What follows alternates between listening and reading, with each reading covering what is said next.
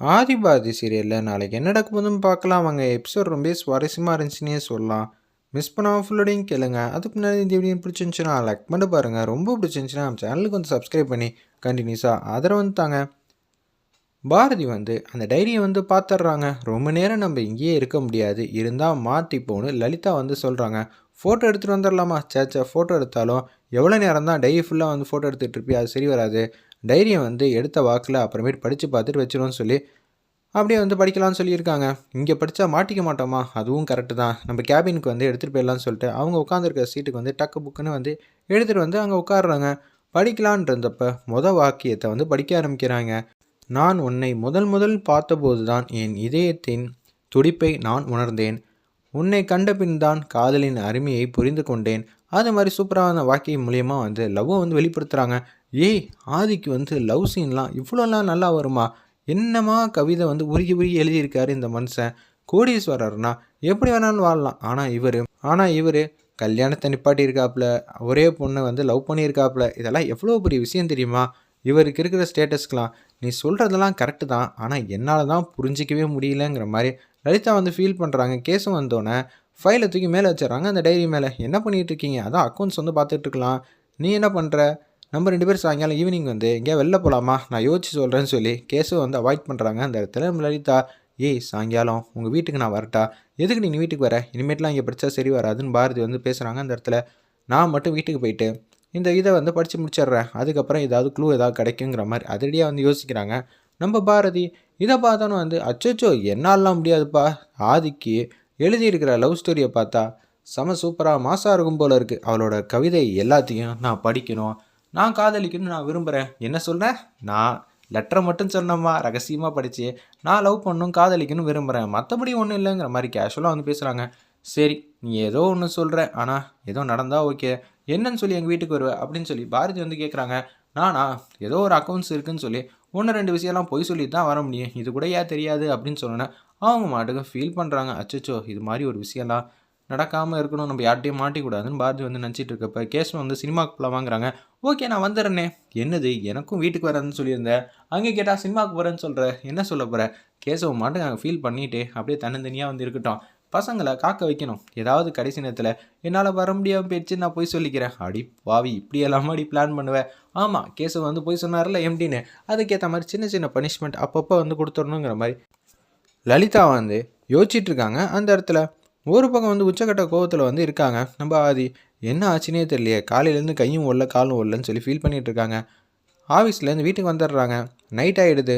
இவங்க வந்து டைரி எடுத்து படிக்கலான்னு இருக்கப்ப கரெக்டாக வந்து லலிதா வந்துடுறாங்க. எனக்கு தெரியாமல் ஒரு பக்கமும் படிக்கல, நீ தான் படிக்க தான் விட்டுருவியா சத்தியமா அப்படின்னு சொல்லும்போது, இவங்க எதுக்கு இங்கே வந்திருக்காங்க அப்படின்னு சொல்லி தமிழ் வந்து கேட்குறாங்க லலிதாவை பார்த்து. ஏன் நான்லாம் உன் வீட்டுக்கு வரக்கூடாதா? வேலை செய்யறதுக்காக நீங்கள் வந்த மாதிரி தெரியலையே, வேறு ஏதோ ஒரு விஷயத்த வந்து பார்க்க தானே வந்திருக்கீங்க. எப்படியும் உன் பொண்ணு இவ்வளோ கெட்டிக்காரியாக இருக்கா? என்ன பண்ணுறதுன்னு தெரில. நானும் லவ் பண்ணி தானே கல்யாணம் பண்ணேன், அதனால் எப்படி வந்து லவ்க்கு அகேன்ஸ்டாக இருக்க முடியும்? இவனும் புத்திசாலித்தனமாக வந்து கண்டுபிடிக்கிறான், ஒன்றும் புரியலேங்கிற மாதிரி பாரதி வந்து யோசிச்சுட்ருக்காங்க.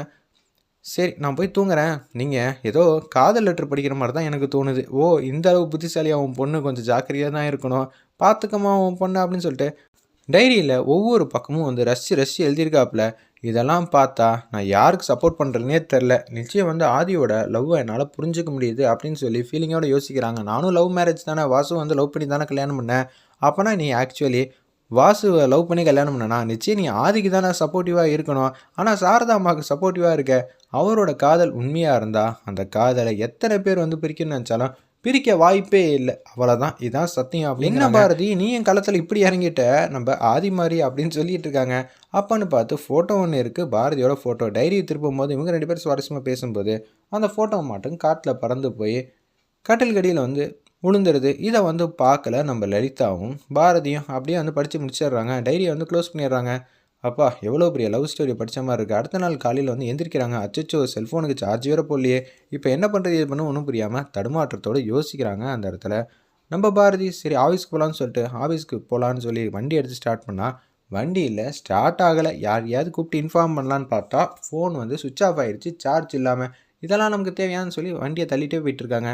அப்போன்னு பார்த்தா ஆதி அதே லைனில் வரவங்க வந்து வண்டியை வந்து நிப்பாட்டிட்டு, என்ன பாரதி வண்டியை தள்ளிட்டு இருக்கீங்க? அதெல்லாம் ஒன்றும் இல்லை சார், நீங்கள் போங்க, வண்டி வந்து ஃபால்ட் ஆகிடுச்சு.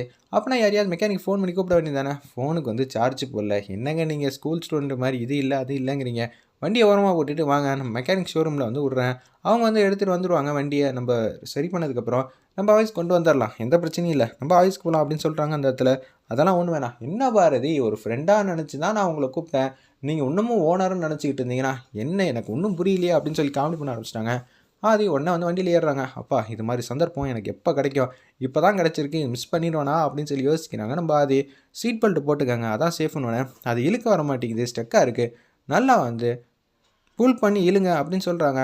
புல் பண்ணி நான் இழுத்துக்கிட்டு இருக்கேன், ஆனால் வரமாட்டேங்குதுன்னு சொல்லிட்டு பாரதிக்கா வந்து ஆதி வந்து கிட்டக்க வந்து அப்படியே இழுத்து அப்படியே லாக் பண்ணிடுறாங்க.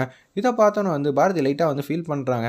இவர் லவ் பண்ணுற பொண்ணு யாராக இருக்கும், ஒன்றும் புரியலையே. நான் லவ் பண்ணுற பொண்ணு வேறு யாரும் இல்லை, நீங்கள் தான். என்னமோ பேசின மாதிரி இருந்துச்சு, நீங்கள் தானே. ஓ, வெளியில் கேட்டுருச்சா, என்ன பண்ணுறது, மனசு பேசுகிற வார்த்தையெல்லாம் கேட்குது உங்களுக்கு. ஆனால் என்னோட காதலை மட்டும் உங்களால் ஃபீல் பண்ண முடியலையான்னு சொல்லி நினச்சிட்டு இருக்காங்க.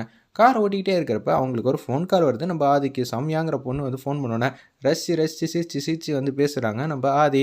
இவங்க தான் லவ் பண்ண பொண்ணாக இருக்குமோங்கிற மாதிரி யோசிக்கிறாங்க பாரதி. உன்ன காரில் வந்து வந்துட்டு இருக்கப்ப ஃபோன் வந்தோன்னே அப்படியே காரை வந்து ஓரமாக நிப்பாட்டிட்டு அப்படியே பேசிகிட்டு இருக்காங்க. ரொம்ப நேரம் சிரித்து பேசினா தான் இவர் தான் வந்து கண்டிப்பாக லவ்கிட்ட தான் பேசணும். பேர் என்னமோ சொன்னாங்களே, திவ்யாவா? இல்லை சௌமியான்னு தான் சொன்னாங்க. ஓகே, நம்ம அப்புறமேட்டு விசாரிச்சுக்கலாம் அப்படின்னு சொல்லிட்டு, சாரிங்க ரொம்ப லேட் ஆகிடுச்சுன்னு நினைக்கிறேன், இந்த சந்தர்ப்பத்தை மிஸ் பண்ண மாட்டேன், இவ வேறு ஃபோனில் வந்து அடிச்சுக்கிட்டே இருக்கா, வேறு என்ன பண்ணுறது, எடுக்கலைன்னா வந்து சத்தம் போடுவா அப்படின்னு சொல்லிட்டு அப்படியே கார் எடுத்துகிட்டு போகிற மாதிரி காட்டி இந்த எபிசோட் வந்து அதிரடி மாதம் முடிச்சிருந்தாங்க. வெயிட் பண்ணி பார்ப்போம்.